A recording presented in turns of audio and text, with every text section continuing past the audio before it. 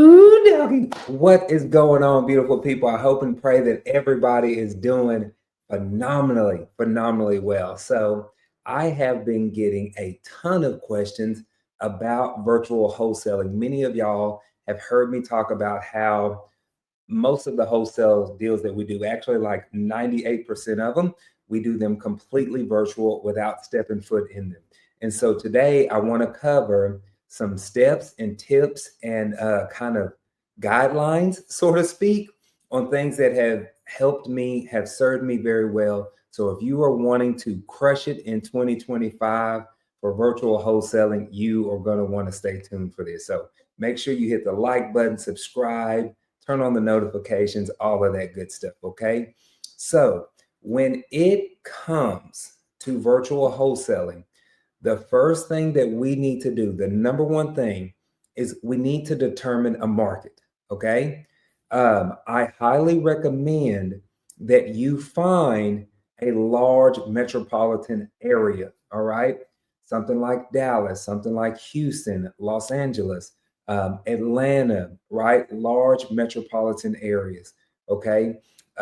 If you're somewhere in Denver, Colorado, or not Denver, Denver's actually a good market that you could do. Dinosaur, Colorado, right?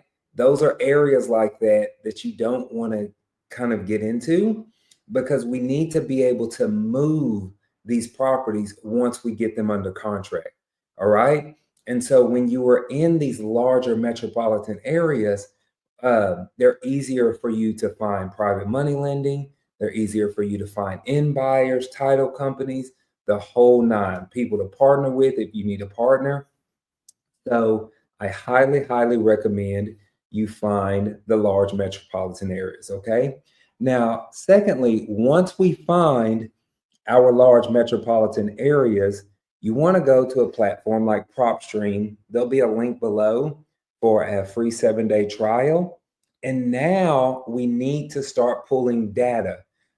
Just this month in January, I actually launched Atlanta market. That is a brand new market for me this year for 2025. So you go in here. I like to do stuff by the county. So you would just put in Flint County. And now you can see what kind of stuff they have going on here. They got 37 pre-foreclosures, 25,000 liens, vacant properties, whatever it may be, right? You can go in here and play around with some of the filters. Let's say, for example, I want the pre-probate list.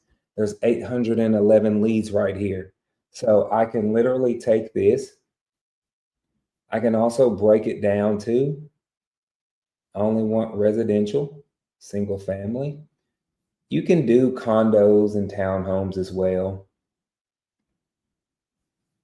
I typically stay away from like mobile homes. If something comes across my plate that's a mobile home, I'll deal with it, but I'm actually not pulling data trying to be like pull for that area, okay? Or for those type of properties. But once we have our list, we can pull it up here. And so now I have my list of 751 properties. And all I can do now, I can go in here, I can select these, and now I can skip trace them, okay? So once you actually go in here and skip trace your data, now we actually start the marketing. This is where things become pretty similar to what you would do if it was right there in your backyard. You can actually do the marketing, right? So whether that's cold calling, text messaging, ringless voicemail, sending out mailers or postcards, we actually have to turn the marketing on in that specific market, in that specific area. And there you are. You have actually launched and started marketing virtually, right? Now, here's the major difference. You are closing everything through the telephone. You are not going in person, all right? So this means that you're going to have to really sharpen your communication skills, all right? I want you to keep this in the back of your mind. People do business with people they like and trust. Okay. They need to like you and they need to trust you. And so you have to build that likability and that trust more so when you're virtual wholesale. Okay. When you're going and sitting with somebody belly to belly, it's a little easier, right? So do not feel like what's the best way to say this? All right, I'll share this. When you're doing this virtually, it is very, very rare that I have a one call close. Okay. Meaning I'm going to call that seller one single time and I'm going to close that deal over the phone. It takes multiple calls, multiple touches, multiple conversations. Okay. That doesn't mean that it's going to take me forever to give them an offer, but just know that I want you to have realistic expectations. You have to build that likability and trust. Okay. Now, once you do that and we actually make our offer, we're just utilizing platforms like DocuSign, DocHub, Adobe Sign, just one of those e-signature platforms. You send them over the contract. Then once you get the contract, you're going to send it to the title company. And now we start the process with the end buyer. They will be the ones that will actually go out there to the properties, walk it, make sure it's good, make sure they have everything that they need.